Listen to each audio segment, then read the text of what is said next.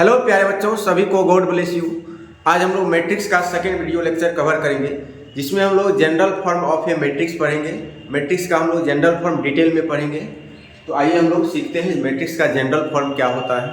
प्यारे बच्चों, first part में हम लोग मैट्रिक्स का बेसिक कंसेप्ट पढ़े थे, जिसमें हम लोग सीखे थे मैट्रिक्स को डिनोट किससे करते हैं, मैट्रिक्स में रो क्या होता है, मैट्रिक्स का कॉलम क्या होता है, मैट्रिक्स में टोटल नंबर ऑफ एलिमेंट कैसे हम लोग बताते हैं, और हम लोग सीखे थे मैट्रिक्स का ऑर्डर कैसे हम लोग बताते हैं।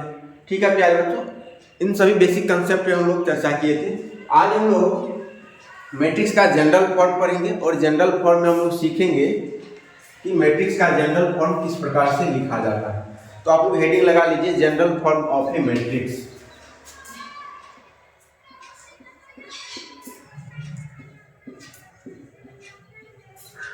General form of A matrix.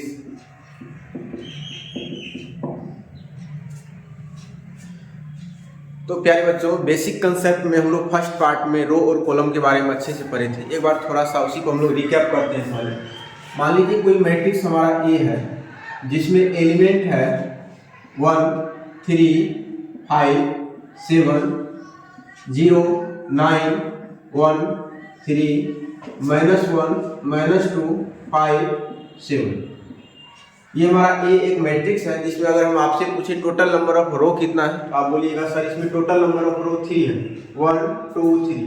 अगर हम आपसे पूछे इस मैट्रिक्स में टोटल नंबर ऑफ कॉलम कितना है, बोलिएगा सर इसमें कॉलम का संख्या 4 है, 1, 2, 3, 4। इसमें टोटल नंबर ऑफ कॉलम भी 4 ही है। अगर हम आपसे पूछे इसका ऑर्डर क्या होगा, ऑर्डर को हिंदी में हम लोग कोटि बोलते हैं। अगर इसका ऑर्डर पूछेंगे या साइज पूछेंगे, ऑर्डर या साइज एक ही बात होता है। आप कहिएगा इसका जो ऑर्डर होगा वो 3/4 होगा। ऑर्डर लिखते समय हम लोग ध्यान रखते हैं, पहले टोटल नंबर ऑफ रो लिखते हैं, then total number of column लिखते हैं। ठीक है प्यारे बच्चों, तो जिस प्रकार से आज हमें मैट्रिक्स दिया गया था, तो इसका ऑर्डर हम लोग इजीली वे में लिख लिए। और हमको दिख रहा था मैट्रिक्स में टोटल नंबर ऑफ रो इसमें 3 है, टोटल नंबर ऑफ कॉलम कितना है, 4 है। तो इसका ऑर्डर 3/4 हो गया।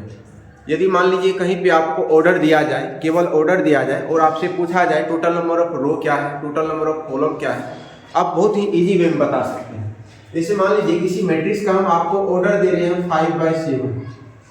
अगर हम आपसे पूछे तो मैट्रिक्स में टोटल नंबर ऑफ रो कितना होगा, आप कहिएगा सर इसमें टोटल नंबर ऑफ रो कितना होगा, 5 होगा। टोटल नंबर ऑफ कॉलम कितना होगा मैट्रिक्स में, तो कहिएगा टोटल नंबर ऑफ कॉलम 7 होगा। ठीक है प्यारे बच्चों, मान लीजिए किसी मैट्रिक्स का ऑर्डर है 2/4। इसका मतलब मैट्रिक्स में 2 रो रहा होगा और 4 कॉलम रहा होगा, 2 रो रहा होगा और 4 कॉलम्स रहा होगा। ठीक है प्यारे बच्चों, अब कहिएगा सर ये तो हम लोग फर्स्ट पार्ट में ही कवर कर लिए थे, फिर आप बता क्यों रहे। तो जनरल फॉर्म में हम लोगों को ऑर्डर पहले से मालूम रहेगा और बाद में हम लोगों को मैट्रिक्स बनाना पड़ेगा। ठीक है प्यारे बच्चों, तो आपको पता रहना चाहिए अगर ऑर्डर हमें दिया गया है तो मैट्रिक्स किस प्रकार से बनेगा। ठीक है प्यारे बच्चों, तो अब हम लोग जनरल फॉर्म सीखेंगे।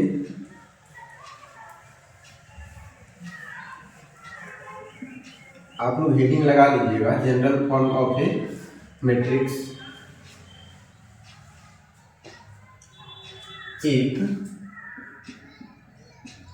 if a matrix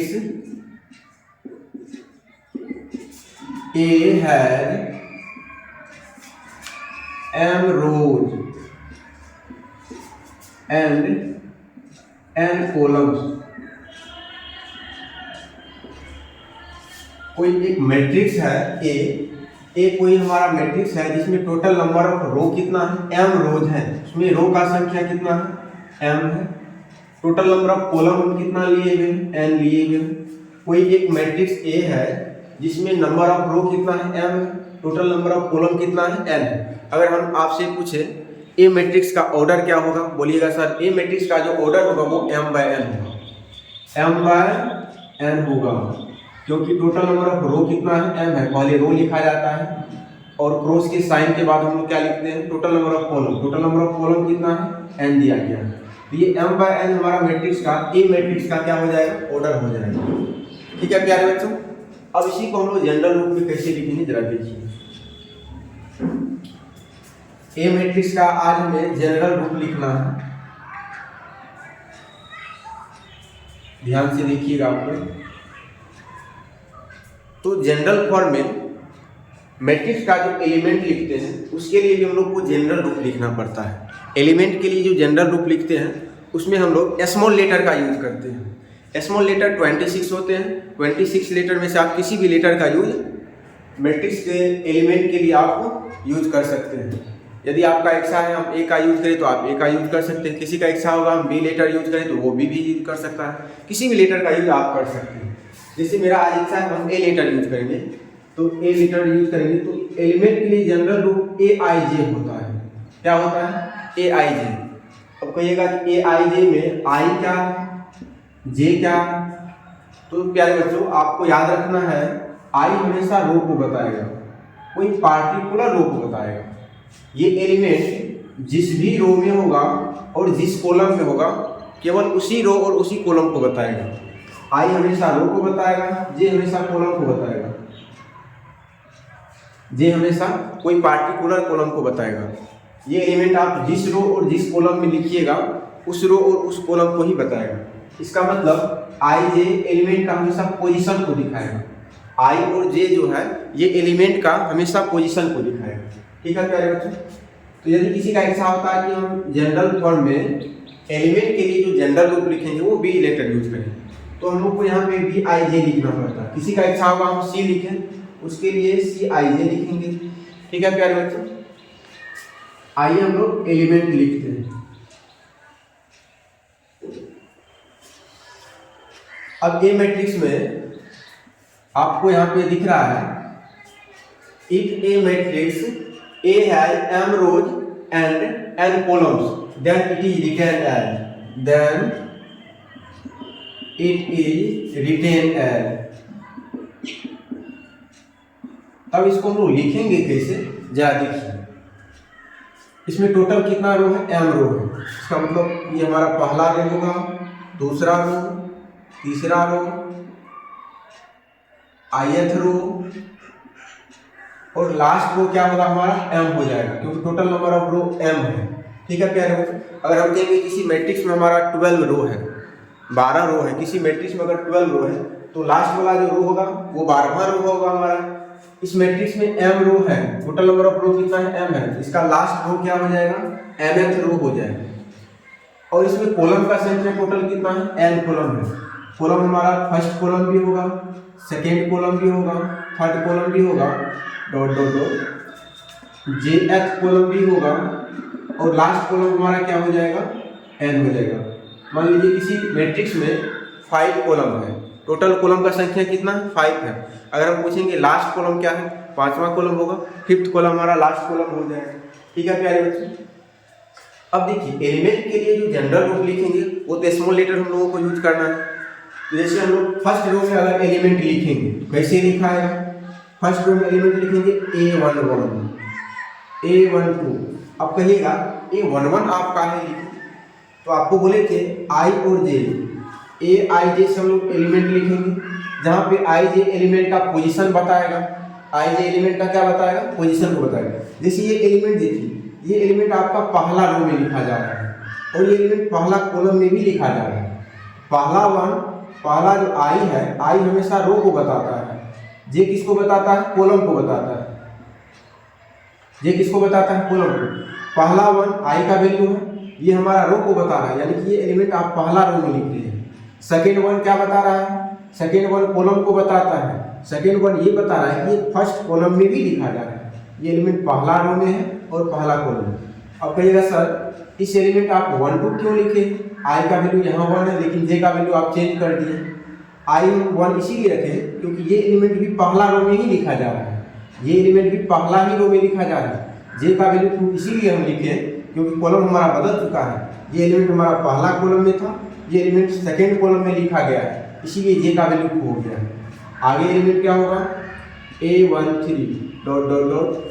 अगर जेवा कॉलम में लिखेंगे एलिमेंट क्या होगा? एलिमेंट का पोजीशन क्या होगा? A1 जे हो जाएगा। आगे अगर हम लास्ट एलिमेंट का पोजीशन लिखना चाहें डॉट डॉट इसलिए लगाए हैं ताकि इसमें, क्योंकि इसमें बहुत सारा कॉलम भी होगा ना, तो सारा कॉलम अभी लिखना पॉसिबल नहीं है। बहुत सारा कॉलम होगा जनरल फॉर्म में तो सभी को हम लोग नहीं लिख सकते, इसीलिए हम लोग डॉट डॉट लगाते हैं। तो लास्ट कॉलम क्या हो जाएगा इसमें, A1N। लास्ट कॉलम का जो पोजीशन होगा वो क्या होगा, A1N होगा, क्योंकि लास्ट एलिमेंट भी आपको लिखे हैं पहला रो में ही, लेकिन कॉलम N1 है, इसीलिए J का वैल्यू N होगा। ठीक है प्यारे बच्चों, यदि हम सेकेंड रो में एलिमेंट लिखना चाहें तो उसका पोजीशन किस प्रकार से लिखेंगे, जरा आप लोग बताइएगा। सेकेंड रो के लिए कहिएगा सर यहाँ पे जो आप पोजीशन लिखिएगा तो इसका मतलब ये रो सेकेंड हो चुका है, इसका मतलब I का वैल्यू 2 लेना पड़ेगा। AIJ में यहाँ पे रो हमारा तो बदल चुका है, सेकेंड रो है तो I का वैल्यू 2 होगा, I का वैल्यू 2 होगा। और यहाँ पे J का वैल्यू क्या लेंगे हम लोग, 1 लेंगे। क्यों लेंगे 1, क्योंकि ये एलिमेंट भी पहला कॉलम में ही है, इसीलिए J का वैल्यू 1। आगे अगर एलिमेंट लिखे A22 लिखना पड़ेगा, हमें क्या लिखना पड़ेगा, A22 लिखना पड़ेगा, क्योंकि ये सेकेंड रो है, सेकेंड कॉलम है। और नेक्स्ट एलिमेंट का पोजीशन क्या हो जाएगा, A23 हो जाएगा, डॉट डॉट डॉट। जेवा कॉलम में अगर हम लोग एलिमेंट लिखेंगे तो पोजीशन क्या होगा, A2J हो जाएगा, क्योंकि रो सेकेंड है, कॉलम जेथ कॉलम है। आगे अगर हम एलिमेंट लिखें, सेकेंड रो का लास्ट एलिमेंट का पोजीशन क्या हो जाएगा, A2N हो जाएगा, क्योंकि रो हमारा सेकेंड है, इसीलिए I का वैल्यू 2, और ये N1 क्या है, हमारा कॉलम है। ठीक है प्यारे बच्चों, अगर हम थर्ड रो में एलिमेंट लिखना चाहें, थर्ड रो में क्या हो जाएगा, A31, I का वैल्यू 3 हो जाएगा, फिर क्या होगा, A32 होगा, A33 होगा, डॉट डॉट डॉट, फिर क्या हो जाएगा, A3J, डॉट डॉट डॉट, फिर हम लोग क्या लिखेंगे, A3N, लास्ट एलिमेंट के लिए A3N।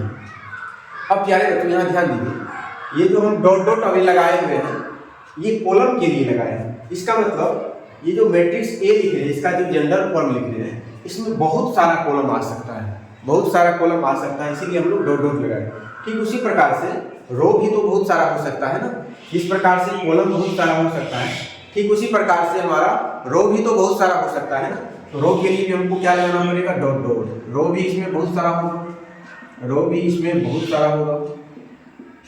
जैसे हम लोग ith रो में अगर एलिमेंट लिखेंगे, I की जगह हमेशा I ही रखना पड़ेगा, क्या होगा, AI1, क्योंकि ये ith रो है, I वाला हम रो लिख रहे हैं, I वाला रो लिख रहे हैं, AI1, फिर क्या हो जाएगा, AI2, ये 1 यहाँ पे J का मान इसीलिए लिखे हैं क्योंकि ये पहला कॉलम है, J का मान 2 इसीलिए लिखे हैं क्योंकि दूसरा कॉलम है। फिर क्या हो जाएगा, AI3, डॉट डॉट डॉट, फिर क्या लिखेंगे हम लोग, AIJ, क्योंकि ये ith रो है, jth कॉलम है, इसीलिए AIJ। अगर हम लोग लास्ट एलिमेंट लिखे इस रो का, ith रो का लास्ट एलिमेंट क्या होगा, AIN हो जाएगा। ठीक है प्यारे बच्चों,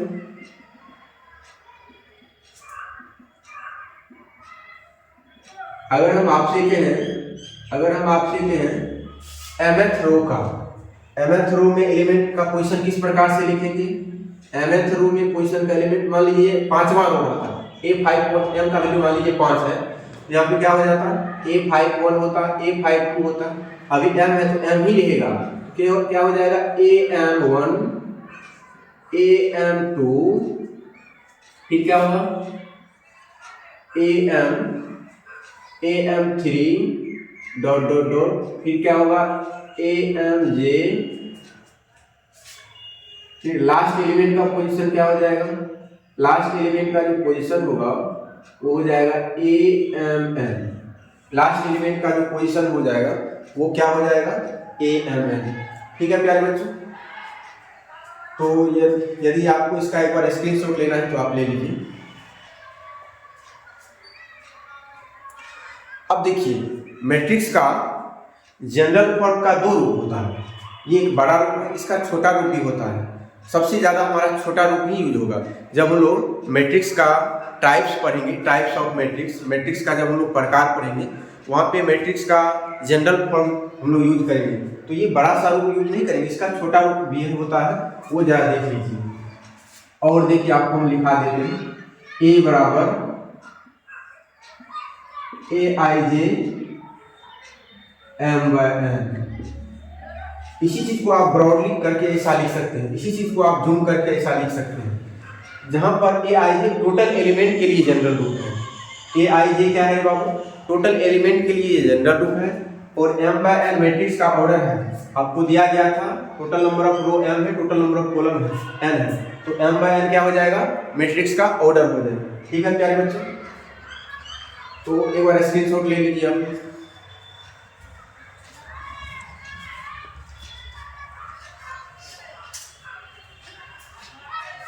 आइए हम लोग अब इस पे कुछ बेसिक ऑब्जेक्टिव सीखते हैं।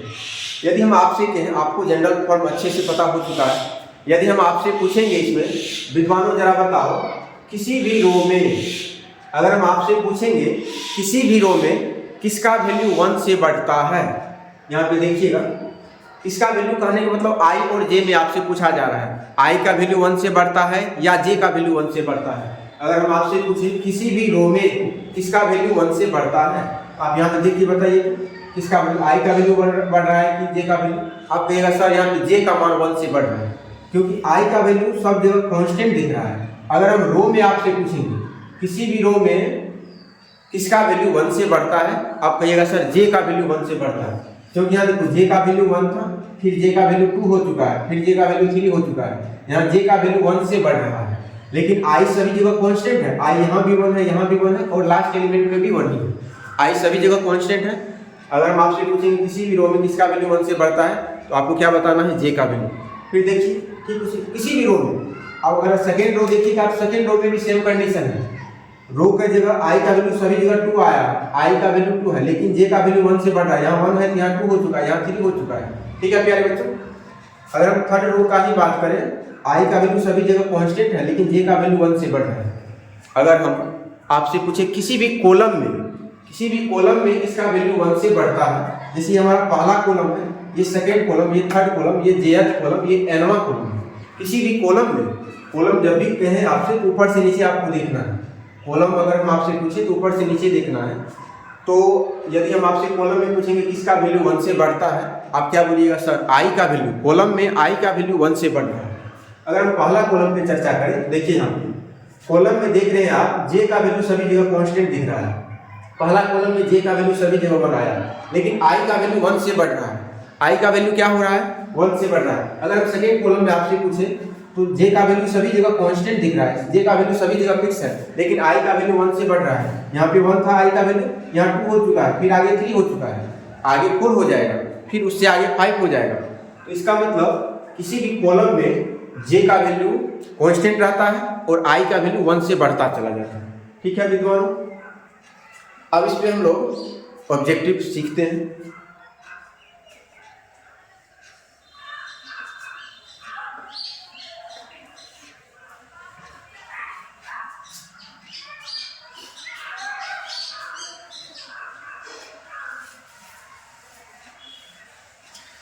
जनरल फॉर्म के अच्छे ऑब्जेक्टिव बनते हैं।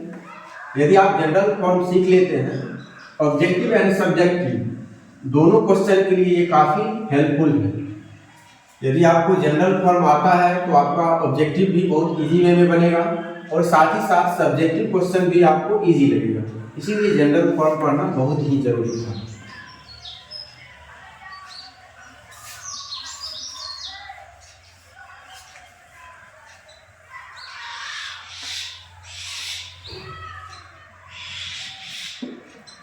आइए हम लोग जनरल फॉर्म का यूज कैसे करेंगे वो सीखते हैं। एक दो एग्जांपल्स हम लोग सीखेंगे कि जनरल फॉर्म तो सीखे हैं, सब्जेक्टिव क्वेश्चन में ये हमारा मदद किस प्रकार से करेगा। ठीक है विद्वानों, जैसे मान लीजिए आपसे हम कहेंगे आपको एक मैट्रिक्स बनाना है और मैट्रिक्स किस साइज का बनाना है, किस ऑर्डर का बनाना है, तो आपको हम ऑर्डर दे दें, जैसे 3/4 का आपको मैट्रिक्स बनाना है और मैट्रिक्स का जनरल फॉर्म आपको दे दें, आपको छोटा सा रूप देंगे। हमेशा मैट्रिक्स का जनरल फॉर्म क्या होता है, छोटा रूप aij, लेकिन ऑर्डर हम आपको दे रहे हैं, ऑर्डर क्या दे रहे हैं 3/4, इसका आपको जनरल रूप लिखना है। तो कैसे लिखेंगे विद्वानों, जरा देखिए, जनरल रूप में जनरल फॉर्म की मदद से इसको हम लोग किस प्रकार से लिखेंगे, इसमें एलिमेंट को किस प्रकार से भरेंगे उसको हम लोग देखते हैं। अब यहाँ पे देखिए ऑर्डर को ध्यान में रखिएगा, तभी आप इसका जनरल फॉर्म लिख पाइएगा, नहीं तो आप जनरल फॉर्म नहीं लिख पाइएगा। तो जैसे देखिए यहाँ पे इसमें रो का संख्या 3 ही है, इसका मतलब इसका जो अभी हम लोग जनरल फॉर्म लिखेंगे ए आई जे के फॉर्म में एलिमेंट जो भरेंगे इसमें अभी हम लोग, उसमें भी 3 ही रो होगा और कॉलम का संख्या यहाँ पे कितना है, 4 कॉलम है। इसका मतलब इसमें 4 ही कॉलम होने वाला है। अगर 4 से हम लोग ज़्यादा कॉलम लिखते हैं तो वो हमारा गलत हो जाएगा। 3 से अगर हम लोग ज़्यादा रो लिखते हैं तो वो भी हमारा गलत हो जाएगा, वो जनरल फॉर्म नहीं होगा। तो यहाँ पे हमारा फिक्स है, ऑर्डर फिक्स कर दिया गया है, 3/4 साइज का ही आपको मैट्रिक्स तैयार करना है। ठीक है विद्वान, आइए हम लोग लिखते हैं। तो पहला एलिमेंट के लिए position A11, A12, A13, A14। बताइए तो अब पहला रो में आगे हम लोग A15 लिखेंगे क्या? नहीं लिखेंगे। क्यों नहीं लिखेंगे जरा सोचो। अगर हम एक एलिमेंट और लिख देते हैं तो कॉलम का संख्या 5 हो जाएगा, जबकि यहाँ पे हमको कॉलम का संख्या 4 ही दिया हुआ। पहला कॉलम, दूसरा कॉलम, तीसरा कॉलम, चौथा कॉलम। कॉलम मेरा 4 कंप्लीट हो चुका है। अब हम लोग रो पे चर्चा करते हैं। रो इसमें 3 है, अभी तक हम लोग एक ही रो लिखे हैं। इसका मतलब 2 रो और हमें लिखना है। अगर सेकेंड रो लिखेंगे तो क्या होगा position A21, A22, A23, A24। एक और रो लिखना है। लास्ट रो क्या हो जाएगा A31, A32, A33, A34। ये जो मैट्रिक्स का आपको जनरल फॉर्म अभी हम दिए थे, इसको हम लोग एलिमेंट से इस प्रकार से हम लोग भर सकते हैं। ये मैट्रिक्स हमारा इसी साइज का होगा। आपको दिख रहा है ये मैट्रिक्स ऐसा ही बनेगा। यही हमारा मैट्रिक्स है। जनरल फॉर्म दिया गया था, 3/4 का मैट्रिक्स बनाना था। यही हमारा 3/4 साइज का मैट्रिक्स बन चुका है। और एक एग्जांपल हम लोग सीखते हैं। मान लीजिए कोई मैट्रिक्स बी है, आपको बी का जनरल फॉर्म दे रहे हैं AIJ। बी का जनरल फॉर्म AIJ है, लेकिन किस साइज का मैट्रिक्स बनाना है वो आपको हम दे रहे हैं। आपको साइज क्या रखना है, 1/5 का मैट्रिक्स बनाना है। 1/5 साइज का क्या बनाना है, मैट्रिक्स तैयार करना है। तो विद्वानों जरा देखिए यहाँ पे, अब यहाँ पे आपको ऑर्डर ध्यान में रखना पड़ेगा। जब तक हम लोग ऑर्डर ध्यान में नहीं रखेंगे तब तक मैट्रिक्स कंप्लीट नहीं कर सकते हैं। जैसे यहाँ पे देखिए, रो का संख्या केवल एक ही है, बट कॉलम कितना रखना है, 5 कॉलम लेना है। हमें कॉलम का संख्या 5 लेना है, बट रो का संख्या कितना लेना है, एक ही रो लेना है। तो देखिएगा यहाँ पे एलिमेंट हमारा कैसे भराएगा, A11, A12, A13, A14, A15। ये हमारा एलिमेंट हो जाएगा। यही हमारा मैट्रिक्स बी होगा। यही हमारा मैट्रिक्स क्या होगा, बी हो जाएगा। ठीक है कौन, यहाँ पे देखिए कॉलम मेरा 5 था, 5 कॉलम हो चुका है, 1 2 3 4 5, बट रो हमारा एक ही है। एक रो तो हम लिख चुके हैं ना। ऑर्डर हमारा क्या हो चुका है, 1/5। अगर इसका ऑर्डर पूछिएगा क्या है, ये 3/4 साइज का है। इसमें 3 रो है, 4 कॉलम है, 3/4 साइज। यही मैट्रिक्स हम तैयार कर लें। ठीक है विद्वान, इसका यदि आप स्क्रीनशॉट लेना चाहते हैं तो आप एक बार ले लीजिए।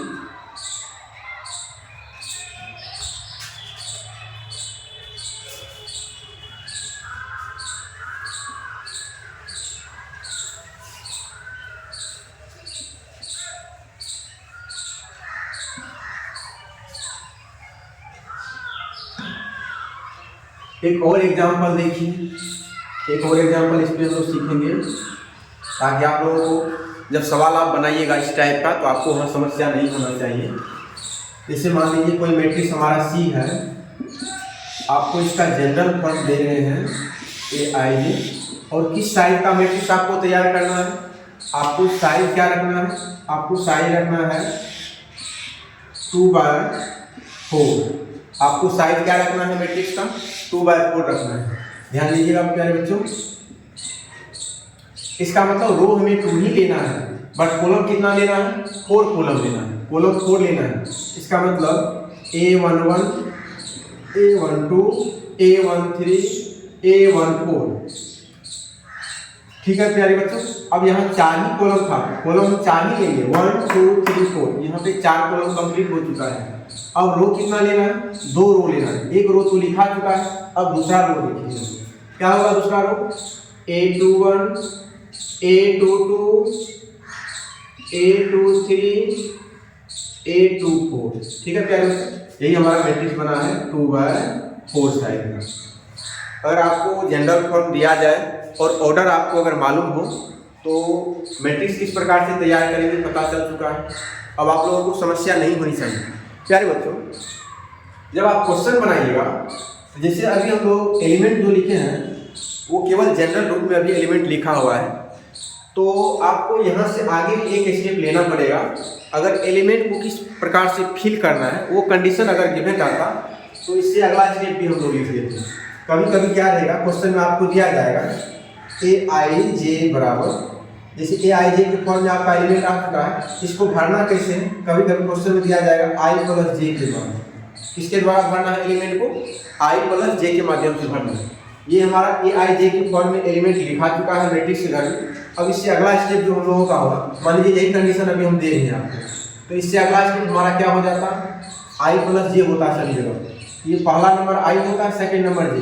यहाँ पे 1 1 कितना हो जाता, 2 हो जाता है, 1 2 कितना हो जाता, 3 1 3 कितना होगा 4 1 1 4 कितना हो जाता है यहाँ पे 5 2 + 1 कितना होगा 3 2 + 2 कितना होता 4 2 + 3 कितना होता 5 2 + 4 कितना होता 6। तब नेक्स्ट स्टेप हम लोगों का इस प्रकार से होगा। ये तो हमारा जनरल रूप में अभी एलिमेंट हम अरेंज कर चुके हैं, ठीक है प्यारे बच्चों। अगर इससे अगला कंडीशन आपको दिया जाता कि एलिमेंट को भरना किस प्रकार से है, अगर इसके लिए भी कंडीशन दिया जाता जिस प्रकार से अभी हम दे रहे हैं, ए आई जे को किस प्रकार से भरना है, आई प्लस जे के द्वारा, आई प्लस जे करके एलिमेंट भरना है। ये हमारा मैट्रिक्स कंप्लीट हो चुका है।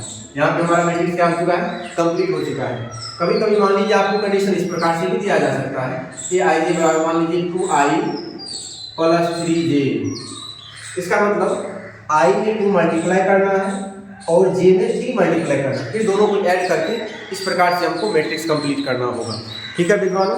तो कुछ भी कंडीशन आपको दिया जा सकता है, तो कंडीशन को ध्यान रखते हुए हम लोग इसके बाद सेकेंड स्टेप हम लोग कर लेंगे, ठीक है। अब हम लोग ऑब्जेक्टिव क्वेश्चन पे ध्यान देंगे, ठीक है। एक बार इसको आप लोग नोट कर लीजिए।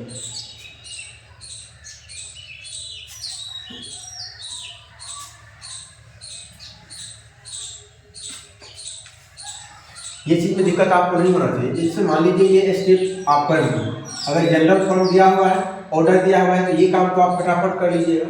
उसके बाद एलिमेंट को भरना किस प्रकार से, वो कंडीशन दे देगा आपको, ए आई जे बराबर, जैसे अभी हम कंडीशन क्या दिए थे आपको, आई प्लस जे, आई प्लस जे। ये हमारा आई है, पहला नंबर आई है, दूसरा नंबर जे है, दोनों को जोड़ना है। सब एलिमेंट में यही करना है, दोनों को जोड़ जोड़ के लिखना है। वही हम लिखे हैं, जोड़ जोड़ 1 + 1 2 लिखे हैं, 1 + 2 3 लिखे हैं, सबको ऐड करके लिखे हैं। यहाँ कुछ भी कंडीशन दिया जा सकता है। मान लीजिए हम देते आई प्लस जे और इंटू में कर देते हाफ, तो जो रिजल्ट आता वो हम लिखते हैं। मान लीजिए कभी कंडीशन आपको वैसा दे देंगे, ए आई जे बराबर मान लीजिए 2i - 4j, ठीक है, 2i - 4j, बट्टे में मान लीजिए 2 दे देंगे। तो इसका जो नेट रिजल्ट आएगा वो रिजल्ट को यहाँ पे भरते हुए चले जाना है, ठीक है मित्रों।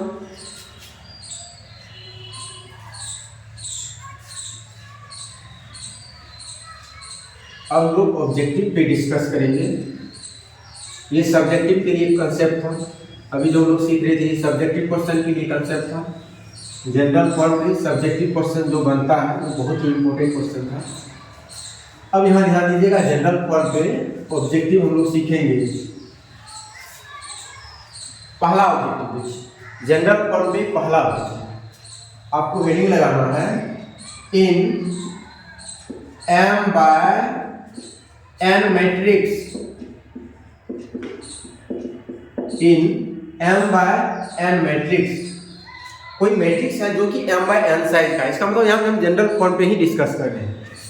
पहला objective, in any row, in any row, किसी भी रो में, dash is increasing by 1, in any row, in any row, किसी भी रो में किसका वैल्यू 1 से बढ़ता है, अभी हम आपको बताया।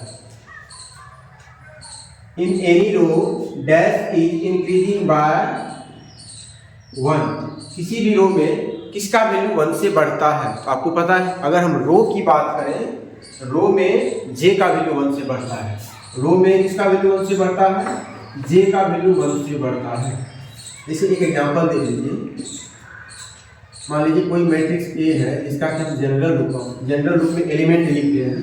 इसमें एलिमेंट लिख रहे हैं a11 a12 a13 a14।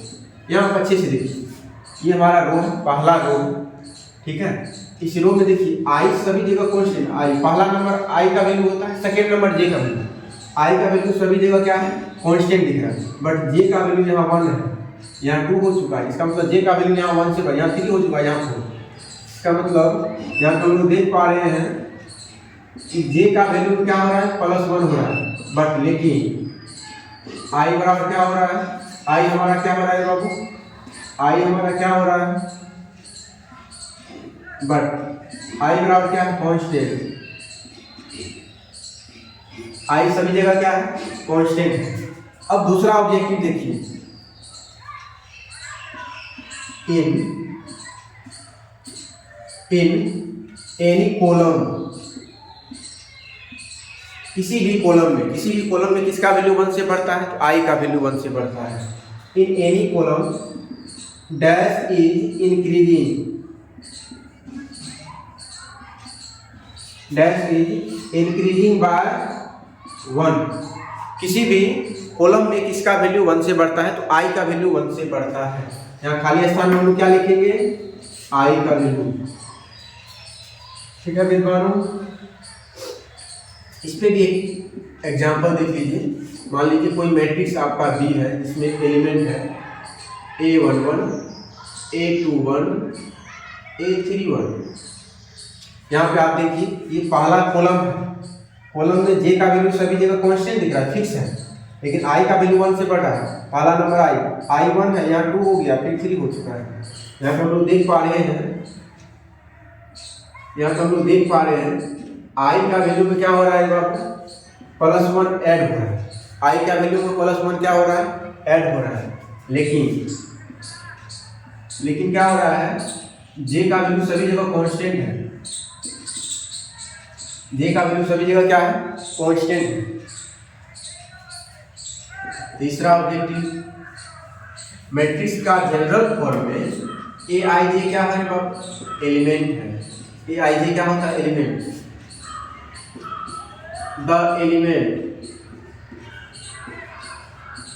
The element of ith row and jth column. The element of ith row and jth column. ये ij क्या होता है बाबू, एलिमेंट के लिए जनरल रूप है। जनरल फॉर्म में ए आई जे एलिमेंट के लिए जनरल रूप है। ये एलिमेंट है, ये ith रो और jth कॉलम का ये एलिमेंट है। एक बार आप स्क्रीनशॉट ले लीजिए,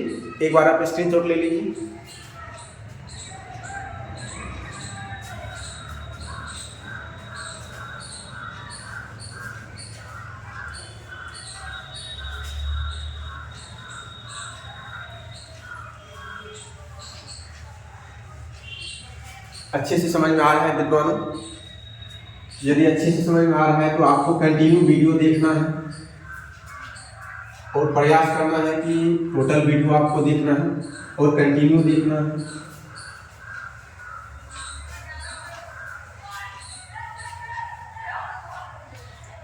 अब चौथा ऑब्जेक्टिव देखिए, चौथा ऑब्जेक्टिव क्या है, ए आई जे में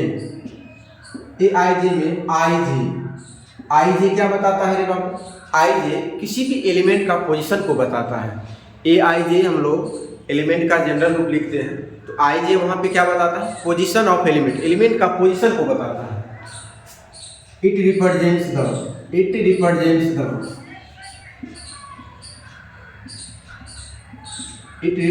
द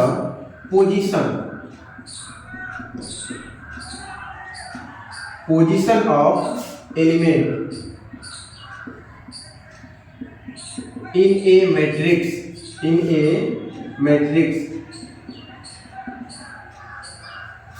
ए आई जे क्या करता है, एलिमेंट का पोजीशन को दिखाता है। अब कहिएगा सर ये समझ नहीं है, एक एग्जांपल बता देते तो ज़्यादा बेटर रहता। तो प्यारे बच्चों मैं एक एग्जांपल भी बता रहा हूँ, इस पर जरा ध्यान से देखिएगा। जैसे मान लीजिए कोई एक मैट्रिक्स है ए, जिसमें एलिमेंट है A11, A12, A13, A21, A22, A23। ये हमारा 2/3 का मैट्रिक्स है। 2/3 का, 2 रो है 3 कॉलम है, 2/3 का मैट्रिक्स है। जैसे अगर हम आपसे पूछें A23 यहाँ पे 8 2 3 क्या बता रहा है, एलिमेंट का पोजीशन को बता रहा है। ये 2 3 क्या बता रहा है, एलिमेंट का पोजीशन। 8 2 3 ये जो पूरा एलिमेंट है आपका, ये दूसरा रो में है और तीसरा कॉलम में। इसमें हमको ढूंढना है आज ये दूसरा रो तीसरा कॉलम में एलिमेंट है कि नहीं है। ये देखो 8 2 3 एलिमेंट, ये पोजीशन बता रहा है, सेकेंड रो में है, थर्ड कॉलम में है। ये देखो हमारा पहला रो है, ये हमारा सेकेंड रो है। देखिए हमारा सेकेंड रो में है, ये एलिमेंट हमारा सेकेंड रो में है, थर्ड कॉलम में है। ये पहला कॉलम, दूसरा कॉलम, तीसरा कॉलम, ये एलिमेंट सेकेंड रो में है। यहाँ बता रहा है सेकेंड रो में है, लेकिन 3 क्या बता रहा है कि ये थर्ड कॉलम में है। देख लीजिए यहाँ पे थर्ड कॉलम में भी है, सेकेंड रो में है, थर्ड कॉलम में है। तो यहाँ पे ये क्या बता रहा है विद्वानों, अगर हम आपसे पूछे 8 2 3 ये क्या बता रहा है, this element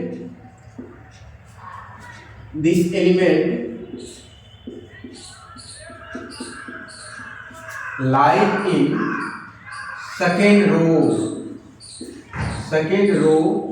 and this element lies in second row and third column।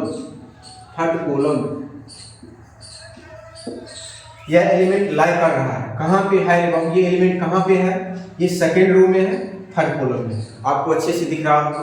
मान लीजिए कहीं पे अगर एलिमेंट का पोजीशन है 7 2, इसका मतलब क्या होगा, this element lies in 7th रो, 7वां रो में होगा और सेकेंड कॉलम में होगा। 7वां रो में होगा, सेकेंड कॉलम में होगा। 2 क्या बता रहा है, कॉलम सेकेंड में है। 7 क्या बता रहा है, 7th रो में है, 7वां रो में होगा और सेकेंड क्या होगा, कॉलम में होगा। एक बार आप इसको भी नोट कर लीजिएगा। अब 2 छोटा छोटा ऑब्जेक्टिव टर्म बचा हुआ, उसको हम लोग कंप्लीट कर ही लेते हैं।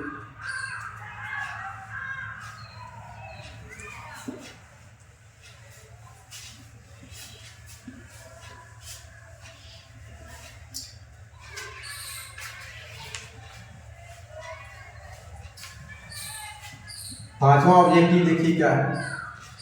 देखो मैट्रिक्स का जनरल रूप में आई का जो वैल्यू है, अगर हम आपसे पूछे आई का वैल्यू मिनिमम से मिनिमम कितना हो सकता है, मैक्सिमम से मैक्सिमम कितना हो सकता है, तो आपको अच्छे से पता होना चाहिए।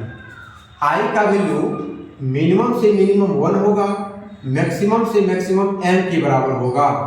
अब कहिएगा कैसे सर, ये समझ में नहीं आया, जरा एग्जांपल बताइए। जे का भी वैल्यू मिनिमम से मिनिमम 1 होगा, मैक्सिमम से मैक्सिमम m के बराबर होगा। ये हमारा छठा ऑब्जेक्ट है। और एक चीज पे आपको फोकस करना है, मैं आपको इन दोनों के लिए अभी एक एग्जांपल दे दूंगा। और आपको एक चीज याद रखना है, i का वैल्यू, j का वैल्यू, m का वैल्यू, n का वैल्यू, इन सभी का मान केवल और केवल नेचुरल नंबर ही हो सकता है। नेचुरल नंबर के अलावा कोई नंबर नहीं होगा। ठीक है विद्वानों, आई का वैल्यू, जे का वैल्यू, एम एन, ये नेचुरल नंबर होगा, हमेशा नेचुरल नंबर ही होगा। ये कभी नेगेटिव में नहीं आएगा, कभी फ्रैक्शन में नहीं आएगा, कभी भी दशमलव में नहीं आएगा। आई का वैल्यू, जे का वैल्यू, एम का वैल्यू, एन का वैल्यू हमेशा नेचुरल नंबर रहने वाला है। मैट्रिक्स का जनरल फॉर्म में ये हमेशा नेचुरल नंबर ही होगा। ठीक है प्यारे बच्चों, तो आइए अब इन दोनों के लिए हम लोग कंसेप्ट समझते हैं। सही में आई का जो वैल्यू है मिनिमम से मिनिमम 1 होगा और मैक्सिमम से मैक्सिमम 1 के बराबर होगा। ध्यान से देखिए आई का वैल्यू मिनिमम 1 तब होगा, आई का वैल्यू मिनिमम 1 तब होगा जब मैट्रिक्स में एक ही एलिमेंट होगा। जैसे मान लीजिए कोई एक मैट्रिक्स है जिसमें एक ही एलिमेंट है, मान लीजिए 2। अगर इसके लिए हम पोजीशन लिखना चाहें, क्या होगा, A11 होगा। पोजीशन क्या होगा, A11 होगा। अगर एक ही एलिमेंट है तो पहला इसका ऑर्डर क्या हो जाएगा, 1 by 1 हो जाएगा। एक रो है, एक ही कॉलम है, तो ऑर्डर क्या हो जाएगा, 1 by 1 हो जाएगा। यहाँ देखिए पहला नंबर आई को बता रहा है, ये आई है। सेकेंड नंबर हमारा क्या है, जे है। आई का वैल्यू यहाँ पे 1 है, जे का वैल्यू भी 1 है। तो आई का वैल्यू मिनिमम से मिनिमम 1 होगा। और देखिए किसी भी मैट्रिक्स को मैट्रिक्स बनने के लिए कम से कम एक एलिमेंट उसको चाहिए। अगर एक भी एलिमेंट मैट्रिक्स के घर में नहीं है तो उसको हम लोग मैट्रिक्स नहीं मानेंगे। तो मैट्रिक्स होने के लिए कम से कम एक एलिमेंट आवश्यक है, नेसेसरी है। एक एलिमेंट है तभी वो मैट्रिक्स माना जाएगा, अदरवाइज वो मैट्रिक्स नहीं समझा जाएगा। तो अगर एक एलिमेंट है तो पोजीशन A11 होगा, आई का वैल्यू 1 होगा, जे का वैल्यू क्या होगा, 1 होगा। इसीलिए हम यहाँ लिखे हैं आई का वैल्यू मिनिमम से मिनिमम 1 होगा, जे का वैल्यू मिनिमम से मिनिमम 1 होगा इससे बड़ा भी हो सकता है, 1 से बड़ा भी होगा, लेकिन m से हमेशा छोटा होगा। अब कहिएगा चलिए मिनिमम से मिनिमम 1 होगा, ये तो समझ गए, मैक्सिमम से मैक्सिमम m होगा, ये जरा समझिए। जरा देखो एक और एग्जाम्पल से हम आपको समझाते हैं।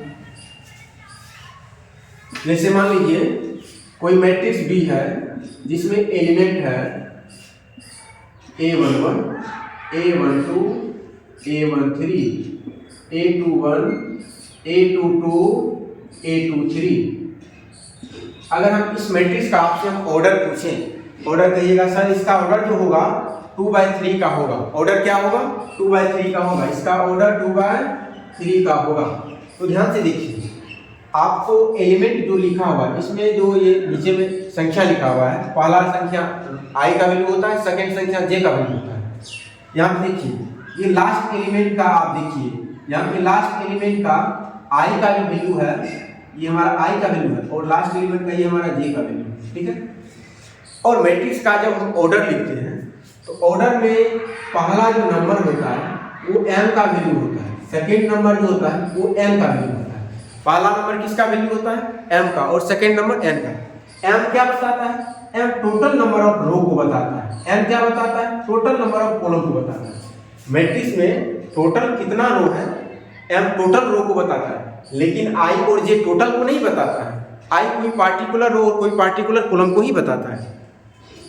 और देखिए यहाँ पे लास्ट एलिमेंट का i का हम बात अगर करें तो लास्ट एलिमेंट का i का वैल्यू 2 है, और इस मैट्रिक्स का m का वैल्यू देखिए कितना है? 2 ही है। इसका मतलब i का वैल्यू मैक्सिमम m के बराबर हो सकता है। i का वैल्यू मैक्सिमम किसके बराबर हो सकता है? m के बराबर हो सकता है। फिर देखिए यहाँ पे j का वैल्यू कितना है? 3 है। यहाँ पे देखिए, और इसका ऑर्डर में n का वैल्यू मैक्सिमम कितना है? 3 ही है। n का वैल्यू कितना है? 3। इसका मतलब j का वैल्यू मैक्सिमम n के बराबर हो सकता है। j का वैल्यू मैक्सिमम किसके बराबर हो सकता है? n के बराबर। इसीलिए हम यहाँ पे लिखे हैं i का value greater than equal to 1 होगा, 1 से बड़ा या 1 के बराबर, और m से छोटा या m के बराबर। j का वैल्यू 1 से बड़ा या 1 के बराबर, m से छोटा या n के बराबर। ठीक है विद्वानों, आशा है कि आप लोगों को अच्छा से समझ में आ गया हो। और एक चीज ध्यान से समझ लीजिए, लास्ट एलिमेंट का जो पोजीशन होगा वही मैट्रिक्स का ऑर्डर भी होता है। ठीक है विद्वानों, अगर उसी में हम लोग क्रॉस का साइन बीच में दे देंगे तो वो हमारा मैट्रिक्स का क्या हो जाएगा? ऑर्डर हो जाता है। तो लास्ट एलिमेंट का पोजीशन हमारा मैट्रिक्स का ऑर्डर को भी बताता है। यहाँ m/n है, m का वैल्यू 2 है, n का वैल्यू क्या है? 3 है। तो यहाँ पे जो एलिमेंट का पोजीशन है इसमें तो हमारा i का वैल्यू 2 है, यहाँ पे i का वैल्यू है, और ये हमारा j का वैल्यू है। तो मैक्सिमम i का जो वैल्यू है वो m के वैल्यू के बराबर हो सकता है, ठीक है। और n का जो वैल्यू है, यहाँ पे जो j का जो वैल्यू है 3, वो n के वैल्यू 3 के बराबर है। मैक्सिमम क्या हो सकता है? m के बराबर हो सकता है। मिनिमम j का वैल्यू n के बराबर हो सकता है। ठीक है विद्वानों, एक बार आप स्क्रीनशॉट ले लीजिए। तो प्यारे बच्चों, हम लोगों का जो नेक्स्ट वीडियो आने वाला है उसमें हम लोग सीखेंगे टाइप्स ऑफ मैट्रिक्स। यदि आप लोगों को अच्छा से समझ में आ रहा है, सब कुछ अच्छे से अगर समझ में आ रहा है, तो आप लोगों को वीडियो कंटिन्यू देखना है। इस चैनल पे आप लोगों का क्लास 12 का संपूर्ण सिलेबस खत्म होगा, आपको कंटिन्यू बने रहना है और अच्छे से वीडियो को देखना है। अगर आप लोगों को समझ में नहीं आवे तो कमेंट में, जो बातें मान लीजिए समझ में नहीं आता है उसको आपको कमेंट में लिखना है। ठीक है प्यारे बच्चों। और एक चीज़, मान लीजिए कभी कभी ऐसा लगता होगा कि सर थोड़ा स्लो समझा रहे हैं, आप मोबाइल में ऑप्शन होता है, आप थोड़ा सा उसको स्पीड बढ़ा के देख सकते हैं। या जिन बच्चों को ऐसा लगता होगा सर थोड़ा फास्ट बता रहे हैं, आप मोबाइल में ऑप्शन होता है कि आप उसको स्लो करके भी देख सकते हैं। ठीक है विद्वानों, तो आज इतना ही, तब तक के लिए धन्यवाद।